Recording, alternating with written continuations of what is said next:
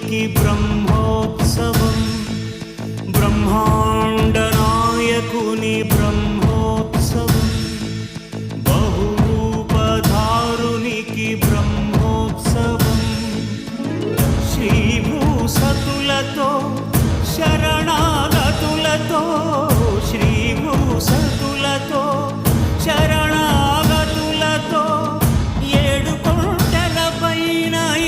చక్కగా బ్రహ్మరూపునికి